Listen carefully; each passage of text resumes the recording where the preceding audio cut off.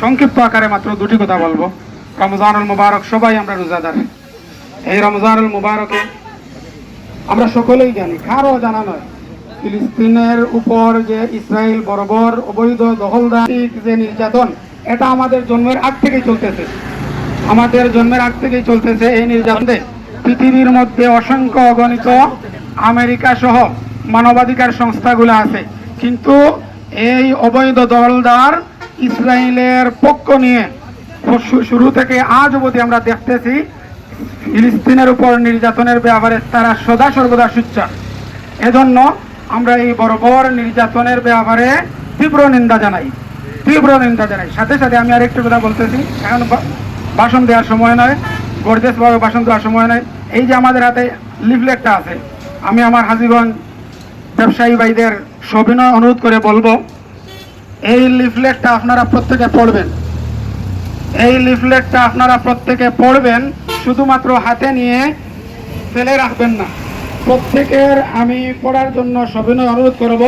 এখানে আমাদের ইমানের প্রশ্ন, আমাদের হাদিসের মধ্যে আছে, যে কোনো প্রান্তে একজন ভাই যদি নির্যাতিত হয়, বাকি সমস্ত মুসলমানদের সুযোগ পেলে উচিত হচ্ছে তাকে সহযোগিতা করা। বর্তমান সময়ে ইসরায়েল কর্তৃক যে বরাবর নির্যাতনের শিকার, তারা ঘাস খাচ্ছে, ঘাস খেয়ে ইফতার সেহরি করতেছে, লাশের উপর লাশ, হাজারের উপরে তাদের লাশ পড়ে যাচ্ছে, সেহরির সময় তারা হামলা করতেছে। এটা আমরা কেউ সমর্থন করি বলেন? কেউ আমরা সমর্থন করি না। সুতরাং আপনি বলতে পারেন এই গ্রাম্য বাজারের চিপা থেকে আমি সাধারণ বয়কট করে কি করব, এটা আসলে ইমানি কথা হতে পারে না। আমরা আমাদের ইসলামের ইতিহাস যদি দেখি, ইব্রাহিম আলাইহিস সালাতু ওয়াস সালাম যদি পড়েন, অগ্নিকুণ্ডে যখন নমরুদ ফেলেছিল, ইতিহাসের মধ্যে আছে, তাফসীর ইবনে কাসীরের মধ্যে আছে, ব্যাঙ সে কি করেছিল, আগুনকে নিবানোর জন্য সামান্য পানি দিয়েছিল, কিন্তু তার পানি কি সেই নমরুদের আগুন নিভবে? নিভবে না। কিন্তু তার যে ইমানের চেতনা, সেই চেতনা থেকে সে করেছিল দরদি হয়ে। ঠিক তেমনি ভাবে আমরা যদি ইসরায়েল কর্তৃক যে সমস্ত পণ্যগুলো আছে, এই সমস্ত পণ্যগুলো যদি বয়কট করি, আর এটা যদি না বলি আমি পণ্য বয়কট করলে কি আর হবে, তাহলে আমার ইমানের জানানটা দিলাম। এই কারণে হয়তো আল্লাহ আমাকে মাফ করে দিতে পারেন। এই জন্য আমি সবিনয় অনুরোধ করব সমস্ত ভাইদেরকে, এই পণ্যগুলো আমরা পড়বো, বিকল্প পণ্য দেওয়া হয়েছে, এইগুলো আমরা সবাই ব্যবহার করার চেষ্টা করব। আর বাকি সদা সর্বদা আমরা নিন্দা জানাবো। নিন্দা যদিও তাদের কাছে যাবে না, কিন্তু এই নিন্দার কারণে কোন একটা বার্তা হয়তো যেতে পারে। আর কোন একজনের দোয়া যদি আল্লাহ রাব্বুল আলামিন কবুল করেন, এই দোয়ার মাধ্যমে কিন্তু আল্লাহ আমাদের সবকিছু পরিষ্কার করে দিতে পারেন। এই জন্য সদা সর্বদা রমজান মুবারক সিরাতুন নবীর পক্ষ থেকে উদাত্ত আহ্বান। আমরা মুসলমান হিসাবে আমাদের সবার নৈতিক দায়িত্ব, ইমানি দায়িত্ব, আমাদের ভাইদের ব্যাপারে দোয়া করব, আর আমাদের জায়গা থেকে সর্বোচ্চ চেষ্টা করব। আর ছোট্ট একটা অনুরোধ জানিয়ে, আমাদের বাংলাদেশে আমরা চাইলে খাদ্য পানীয় অনেক কিছুর অভাব, আমাদের দেশীয় যে বর্তমান অবস্থা, সরকার যদি আমরা চেষ্টা করে কিছু পানি এবং খাদ্য যদি তাদেরকে দেওয়া হয়, সুযোগ সুবিধা করে, সেটা কিন্তু সম্ভব আছে।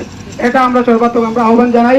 বাকি আমাদের দেশের বর্তমান অবস্থা, শান্তি শৃঙ্খলা, নিরাপত্তা এবং সকল অশুভ ষড়যন্ত্রের বিরুদ্ধে আমাদের সবার চোখ নাক কান খোলা রাখার আপনাদের সামনে বক্তব্য রাখবেন সিরাতুন নবী সাল্লাল্লাহু আলাইহি ওয়াসাল্লাম বাস্তবায়ন কমিটির সম্মানিত সভাপতি হযরত মাওলানা জামালউদ্দিন সাহেব।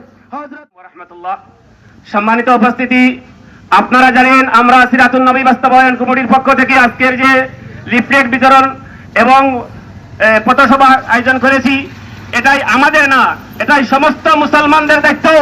আজকে যে আমাদের ভাইদের উপর নিপীড়ন করা হচ্ছে, আজকে আমাদের ভাইদেরকে রমজান মাসে হত্যা করা হচ্ছে, আমাদের বোনদেরকে হত্যা করা হচ্ছে, আমরা নীরব থাকতে পারি না।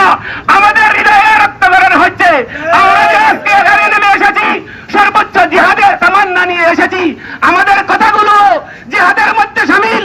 আমরা জানাতে চাই জাতিসংঘকে, এই উলঙ্গ জাতিসংঘকে জানাতে চাই, আমাদের পক্ষে, মুসলমানদের পক্ষে কোনো কাজ করতেছে না। তবুও তাদেরকে আহ্বান করতে চাই, এই রমজান মাসে আমাদের ভাইদের উপর যে নিপীড়ন করা হচ্ছে, হত্যা করা হচ্ছে, সেটা অবিলম্বে বন্ধ করার জন্য, এবং আমাদেরকে আমাদের স্থান থেকে আমরা যে লিফলেটের মাধ্যমে যে ছবিগুলা দিয়েছি, যে পুণ্যগুলা দিয়েছি ইসরায়েলে, সেগুলো বৈঠক করব, সর্বোচ্চ চেষ্টা করবো বৈঠক করার, এবং বিকল্প যে পুণ্যগুলো আছে আমরা সেইগুলাকে আমরা ব্যবহার করার চেষ্টা করব। এবং আমাদের ইমানি দায়িত্ব হলো, এই রমজান মাসে আমাদের একটা অস্ত্রই আছে, যে অস্ত্রই হলো এই ইফতারের আগ মুহূর্তে আল্লাহ রাব্বুল আলামিন ওয়াদা করেছেন আমাদের দোয়া কবুল করবেন।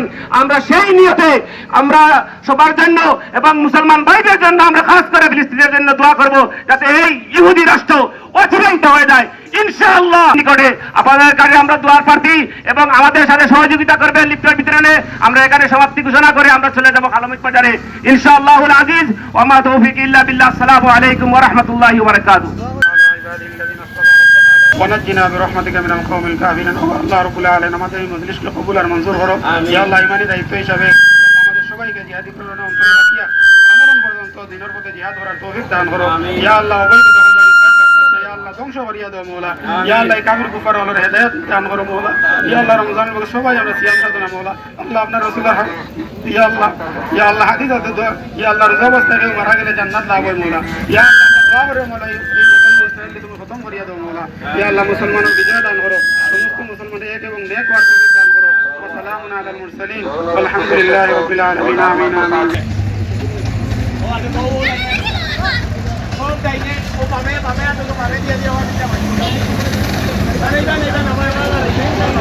ভাইরাল হয় দৌড়ছি তোমার দেখবা না কালো কাটাই দাও